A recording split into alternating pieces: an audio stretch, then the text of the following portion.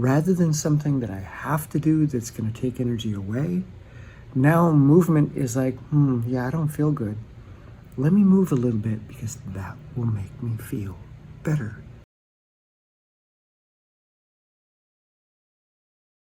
It is Monday morning and I am in recovery mode.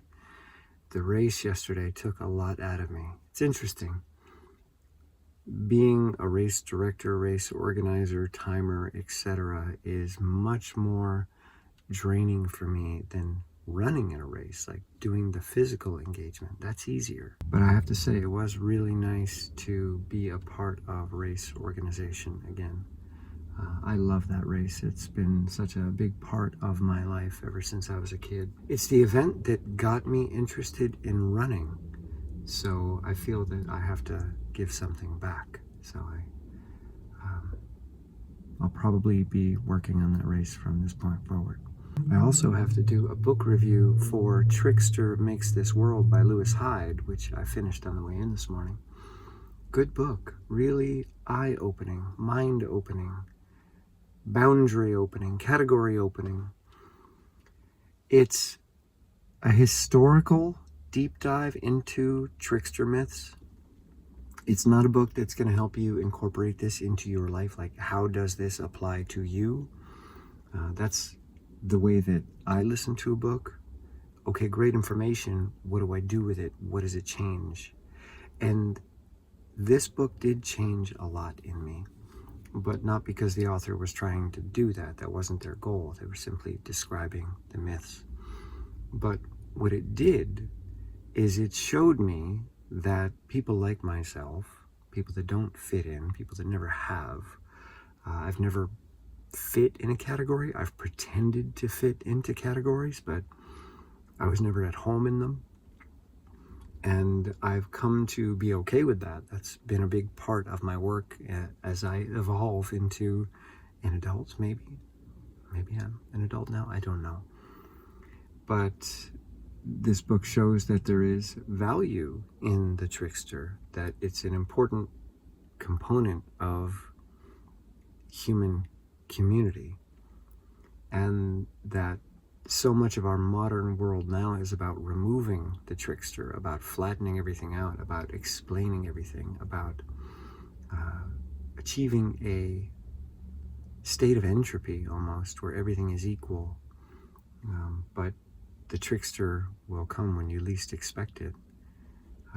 And it's interesting because I just had this thought that Nassim Taleb, who is one of my favorite authors, he wrote Anti-Fragile and The Black Swan.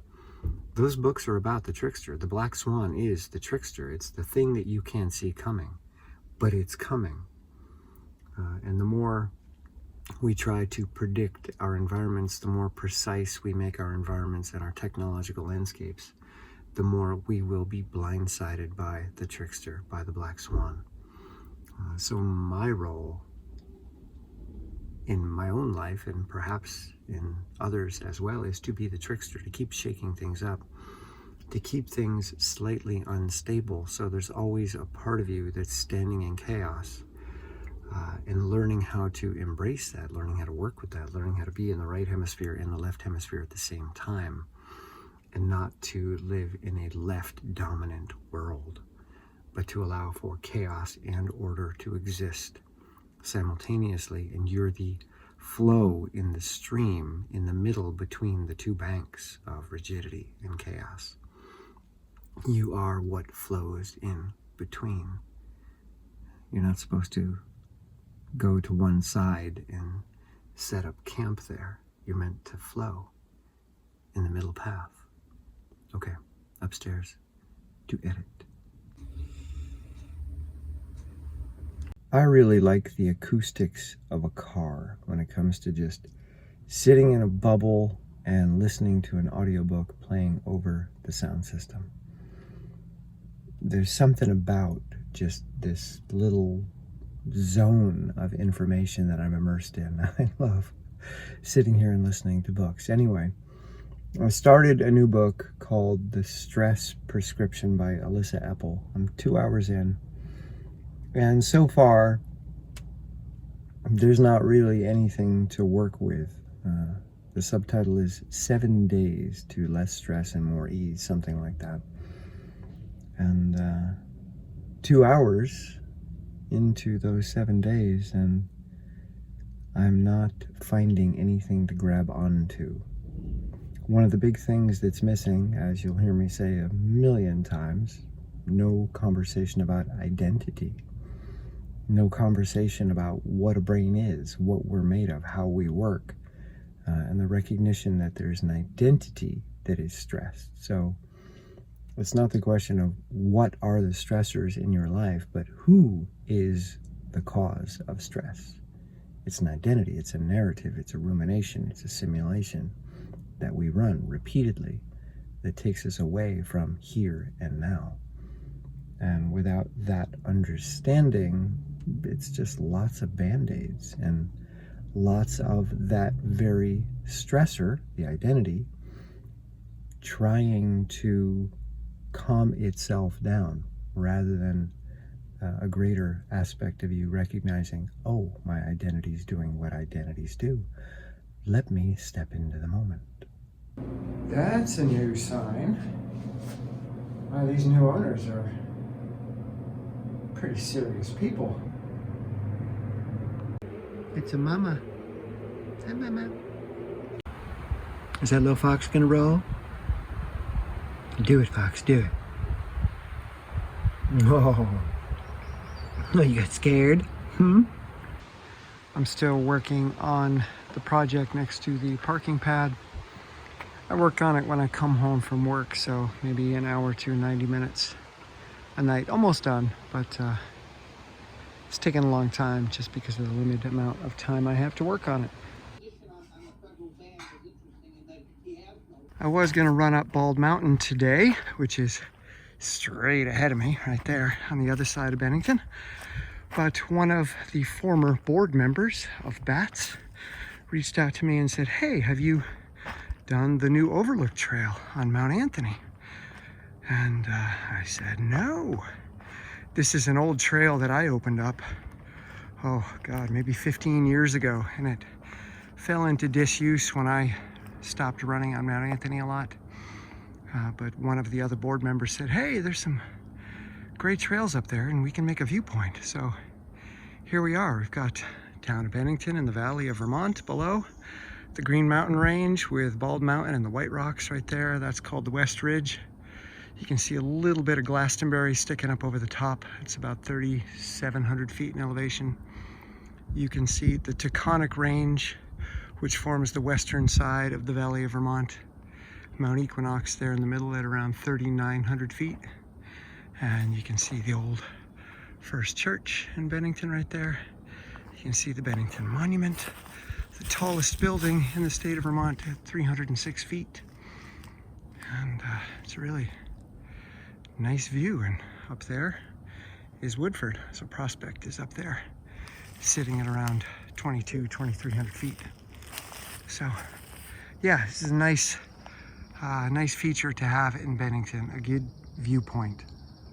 I just did my first run to the summit of Mount Anthony. There's the tower. In a very long time, quite a few years. This was one of the trails that I would train for stair climbs and mountain racing on. Climbs 1,200 feet in a mile. So super steep. And there are points that are at a 45% slope. And in the past, even when I was in super shape, it'd be very difficult to run up those slopes. Today, I ran up pretty comfortably, and that was super surprising because I'm not really running. I'm just doing elliptical and Bigfoot and ski training, roller skiing now. And it's amazing how strong my legs are and how easy it is for me to run. So I'm gonna continue with the training that I'm doing, but perhaps enter into some more mountain races and maybe up the ante a little bit with my training. Maybe a little bit more intensity on the elliptical, which I generally don't do.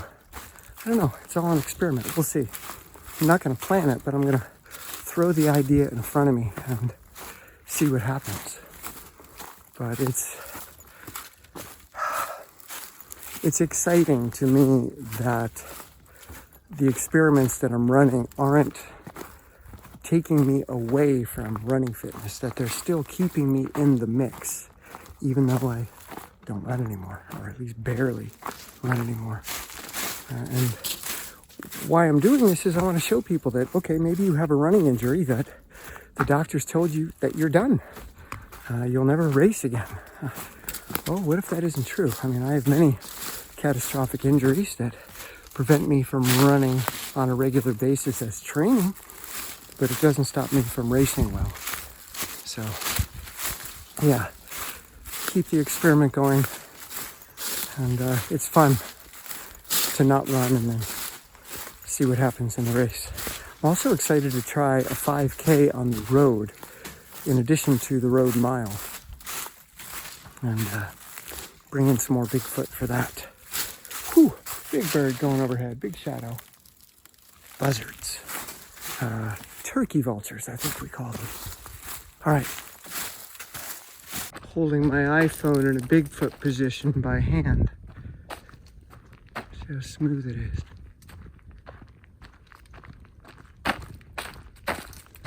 Regular run. I'm not a fan of descriptive narratives that group lots of time, like a week or a day or a year. So I'm very careful to talk about what this week was like, because I don't want to construct a narrative. I don't want to put a label on something that causes me to then feel a certain way. But that tendency is there. I have that hardware built into me.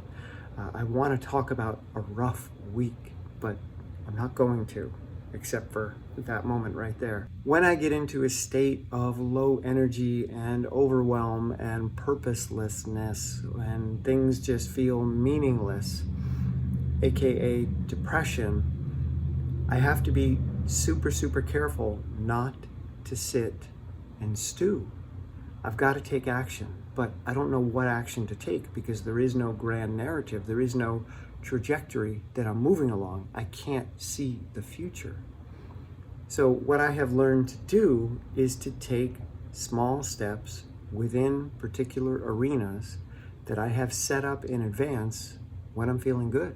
So one of the things that I have been doing for the past few years, saving for a rainy day, is collecting paperboard boxes like this. Why? Because I have a Cricut die cutting machine over there, and I like to make signs and designs and even just creating templates that I may use in the production of a polling machine, for instance, or a lighting unit that I have built.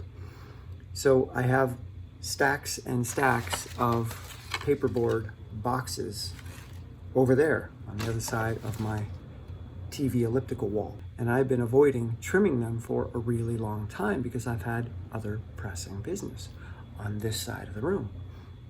But when I get into these states of I'm lost and I don't know what to do, I've got a stack of cardboard to trim.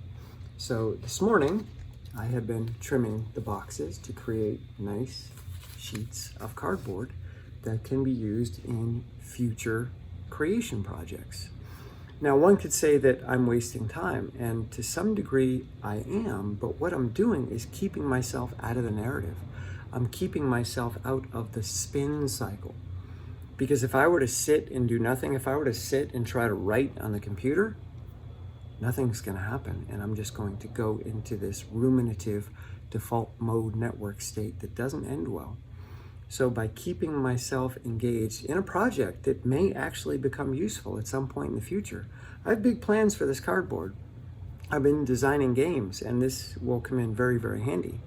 So I'm actually moving something forward, something that doesn't require big thinking, something that doesn't require a lot of time. And I'm not talking about the time that it's going to take me to trim all the cardboard. I'm talking about the time in I'm going to start here, then I'm going to do this, then I'm going to do this, then I'm going to do this.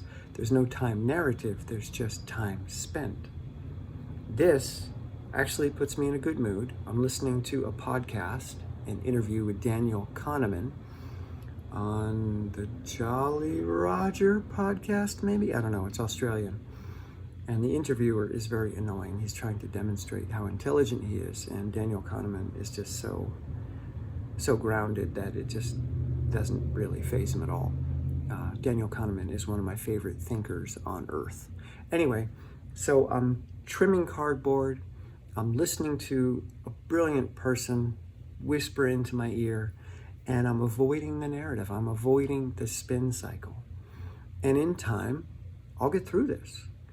When I get home, I've got my digging project. So I always have some kind of physical project at home that I can engage in that keeps me moving through periods like this. So shovel in ground, lift. Shovel in ground, lift. And so I'll be doing that later today, and I've been doing that all week.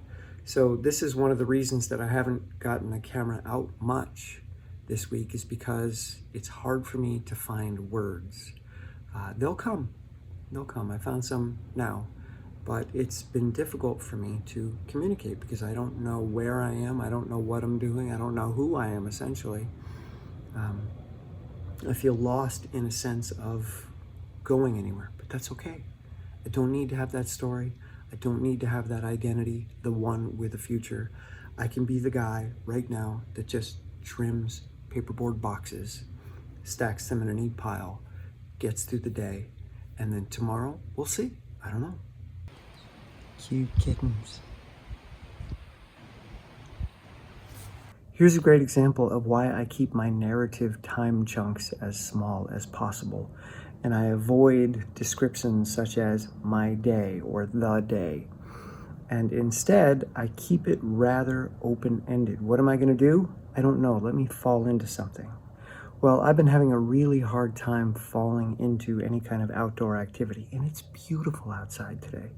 It's in the 60s and it's sunny. It's the perfect day for outdoor exercise. And yet, I've been, let's just say, avoidant of doing anything outside. I had Mother's Day brunch with my family, and we took a walk afterwards, and I was just really dragging, just walking around the property.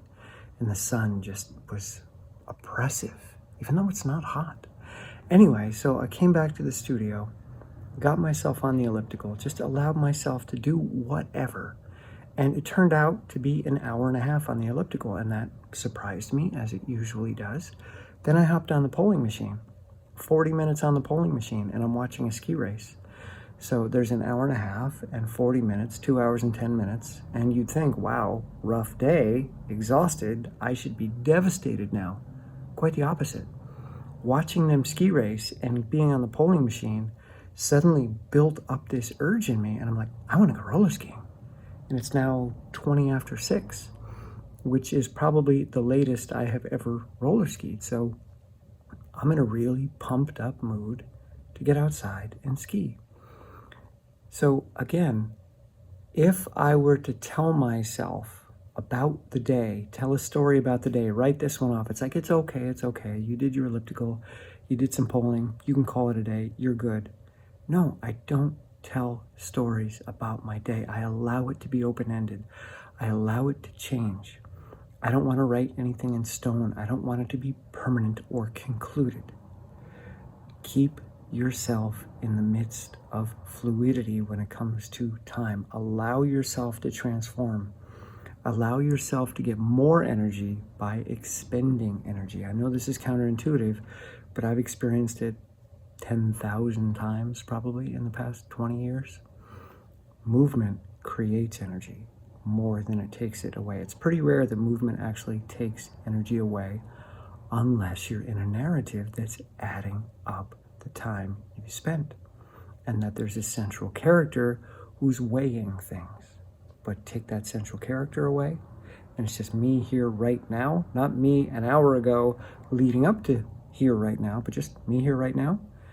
And is my gas tank full? Yeah, I've been eating today. I'm not starving. There's plenty of fuel. So have I done anything really hard? No. So I'm good to go. So keep your time chunks small. Keep yourself small. Don't spread yourself across time. I did this in the morning and it's been a rough day and I've been working for X amount of time. That's too much of you. You have become too large. Shrink yourself down to the person sitting right here. How does this person feel? Excited to roller ski. See ya. What started off as molasses has turned into kind of superpower mode.